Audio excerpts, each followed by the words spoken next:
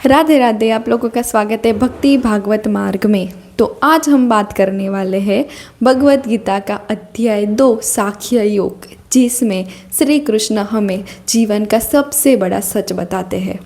तो चलो शुरू करते हैं। तो जब अर्जुन कुरुक्षेत्र के मैदान में युद्ध करने से मना कर रहा था, डर गया था, मुंह में फंस गया था और जब दुखी हो गया था, तो श्री कृष्ण ने उसे क्या समझाया। जब अर्जुन कहता है कि मैं मेरे लोगों से, मैं मेरे गुरुओं से, मेरी प्रजा से कैसे लड़ सकता हूँ, वो तो मेरे अपने हैं, कि इन्होंने मुझे शिक्षा दी है, किसी ने मुझे मेरा भरण पोषण किया है, किसी ने मुझे रखा है, तो मैं इन लोगों से लड़कर क्या ही जीत हासिल करूँगा। तब अर्जुन मोह में पड़ जाता है। मोह में कब हम पड़ते हैं? जब हम दूसरे लोगों को अपना समझते हैं। तो पहले तो हमें ये समझना चाहिए कि इस संसार में कोई भी अपना नहीं है। हर कोई व्यक्ति हमें मतलब से ही प्रेम करता है, हमें मतलब से ही अपने पास रखता है।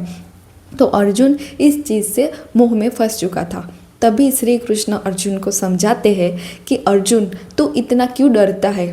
तू तो एक योद्धा है। योद्धा को कभी डरना नहीं चाहिए और तुम्हें ये समझना चाहिए कि मैं मेरी प्रजा के लिए, मेरे लोगों के लिए युद्ध कर रहा हूँ, तुम धर्म के लिए युद्ध कर रहा हो। तो ये तुम्हें क्यों समझ में नहीं आता? तभी अर्जुन को ना कुछ समझ में ही नहीं आ रहा था। उसे तो बस यही दिख रहा था कि मैं मेरे गुरुओं से नहीं लड़ सकता, मैं मेरे अपने लोगों से नहीं लड़ सकता। तभी अर्जुन को ये बात समझ में नहीं आती थी कि वो लोग ही मेरे साथ लड़ने आ रहे हैं। उन लोगों को कोई फ़र्क नहीं पड़ रहा कि अर्जुन हमारा भी कुछ लगता है। तभी श्री कृष्ण अर्जुन को समझाते हैं कि जब हमें कोई अपना समझता ही नहीं इस संसार में, हर कोई को अपना अपना ही सच लगता है, तो हमें भी धर्म के लिए लड़ना चाहिए। दूसरे पक्ष के लोग, कौरवों के लोग धर्म के लिए नहीं लड़ रहे थे, वो तो एक राज्य के लिए लड़ रहे थे। वो तो सिर्फ और सिर्फ अर्जुन का पराजय करने के लिए लड़ रहे थे। उन लोगों को ना तो राज्य दिख रहा था, ना तो अपने लोग दिख रहे थे। उसके अपोजिट था अर्जुन। अर्जुन को सबकी चिंता थी कि मैं कैसे लड़ सकता हूँ अपने भाइयों से।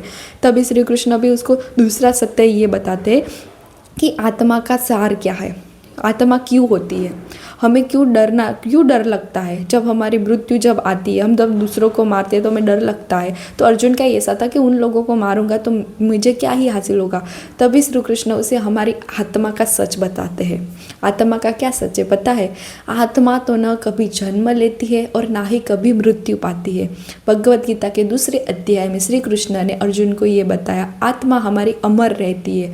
हम जब किसी के पीछे रोते हैं तो वो कोई गया नहीं है, वो यहीं पर ही है। सिर्फ और सिर्फ हमारी आत्मा ने दूसरे वस्त्र धारण किए हैं। कैसे? जैसे कि हम पुराने कपड़े छोड़कर नए कपड़े धारण करते हैं, वैसे ही हमारी आत्मा ने इस शरीर का त्याग कर कर नए शरीर को धारण किया है। तो वो आत्मा कभी मृत्यु होती ही नहीं है। आत्मा का सिर्फ और सिर्फ जन्म होता है अलग अलग योनियों में।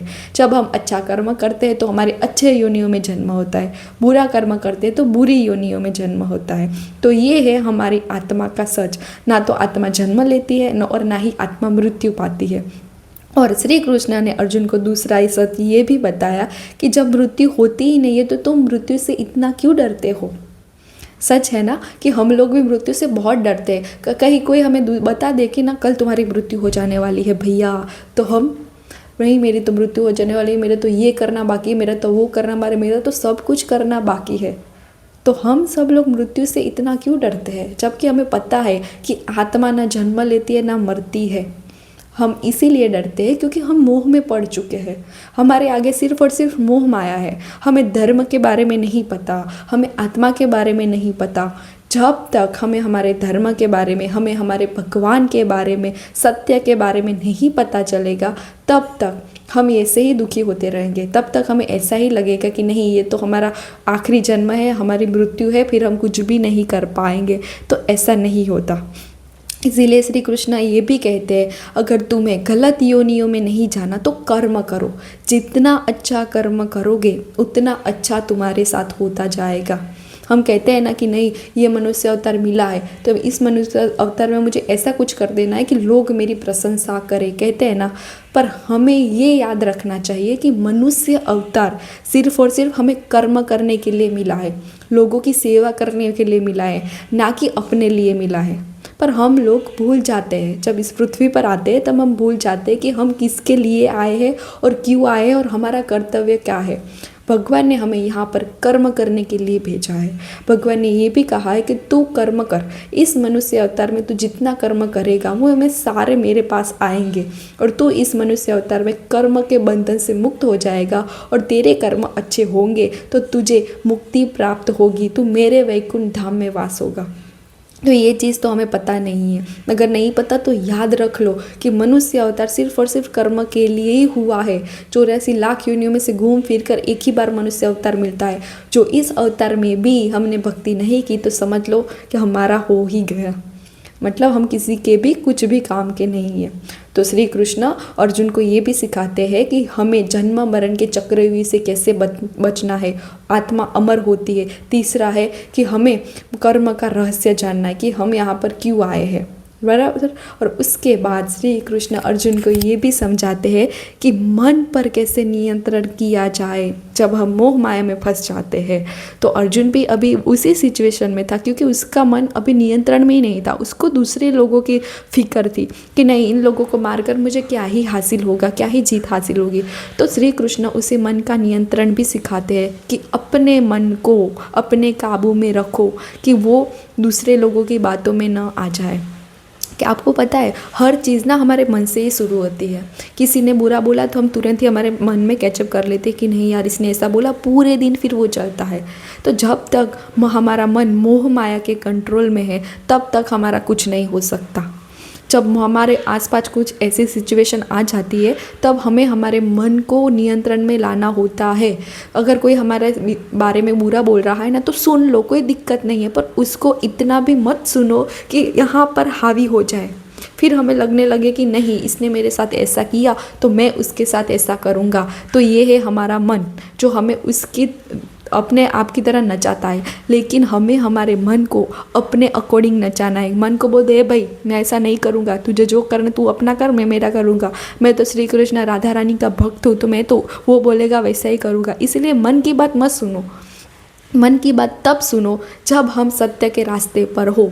मन कब नियंत्रण में आएगा पता है? जब हम उस पर कंट्रोल करना सीख लेंगे, जब हम भक्ति करेंगे, जब हम नाम जप करेंगे, उसके बाद ही हमारा मन हमारे कंट्रोल में आएगा। क्योंकि हम सब लोग ना मोह माया में इतने फंस चुके हैं कि हमें पता ही नहीं है। जो हमारा मन कहता है ना वो करते जाते। उसने बुरा बोला तो मैं उसके बारे में भी बुरा बोलूँगा, बल्कि हम ज़्यादा बुरा बोल देते हैं। तो क्या हमें ऐसा नहीं करना चाहिए? तो बिल्कुल भी नहीं करना चाहिए। इसीलिए पहले तो हमारे मन को नियंत्रण में करो। जब मन हमारा नियंत्रित होगा उसके बाद सब कुछ सही होता चला जाएगा। इसीलिए श्री कृष्ण ये भी समझाते हैं कि मन को नियंत्रित करना इसीलिए ज़रूरी है क्योंकि हमारे अंदर जो गुस्सा है, क्रोध है, अहंकार है वो अपने आप कम होता जाएगा। और मन नियंत्रण में नहीं होगा तब तक गुस्सा भी ज़्यादा आएगा, ईर्ष्या भी आएगी और लोग भी पसंद नहीं आएंगे और लोगों के बारे में तब तक हम बुरा भला ही बोलते रहेंगे। इसीलिए मन जब नियंत्रित में आएगा तभी हमारी बुद्धि शुद्ध होगी, हम असली इंसान बन पाएंगे। और मन जब नियंत्रण में आता है तब क्या होता है पता है आपको? कि हम एकदम स्थिर हो जाते हैं, हमारा मन स्थिर हो जाता है। फिर हमें नहीं दुख की फिक्र होती, फिर हमें नहीं सुख की फिक्र होती। हम सब लोग एक ही समान दृष्टि से सबको देखते हैं। हमें फिर ऐसा ही लगता है कि सबके अंदर भगवान है। हमें भगवान को जानना है। भगवान क्या है? हमारे जीवन में भगवान ज़्यादा दुख दे देंगे ना तब भी हमें फ़र्क नहीं पड़ेगा। क्यों नहीं पड़ेगा? क्योंकि तब हमारा मन नियंत्रित हो गया। तो श्री कृष्ण अर्जुन को ये समझाते हैं कि तुम तुम्हारे मन को नियंत्रित करोगे उसके बाद तुम स्थिर हो जाओगे। तुम्हें ना तो सुख से फ़र्क पड़ेगा ना ही तुम्हें दुख से फ़र्क पड़ेगा। इसीलिए भगवान हमें ये भी सिखाते हैं दूसरे अध्याय में कि जब तक हम खुद स्थिर नहीं होते तब तक हमें सुख आने पर ज़्यादा खुशी होगी और दुख आने पर बहुत दुख होगा। जब हम भक्ति में आते हैं, भगवान का नाम जप करते हैं, तभी हमारे जीवन में हमें ये समझ में आता है कि दुख और सुख एक ही है। इसमें ना तो ज़्यादा खुश होया जा सकता है ना ही ज़्यादा दुखी होया जा सकता है। और जो भी इंसान इस बात को अपने मन में रखकर मन को नियंत्रित कर देता है उसका जीवन धन्य हो जाता है। उसे सिर्फ एक ही बात की चिंता होती है कि मेरे भगवान को जो अच्छा लगेगा वही मुझे करना है, बाकी कुछ भी नहीं। फिर उसे इस संसार के लोगों से, संसार के लोगों की बातों से कोई भी फर्क नहीं पड़ता। तो श्री कृष्ण अर्जुन को दूसरे अध्याय में ये समझाते हैं कि डरो मत, युद्ध करो। अगर तुम सत्य हो तो तुम्हें धर्म के लिए युद्ध करना पड़ेगा। तो पहली बात तो ये हो गई कि डर को छोड़ो।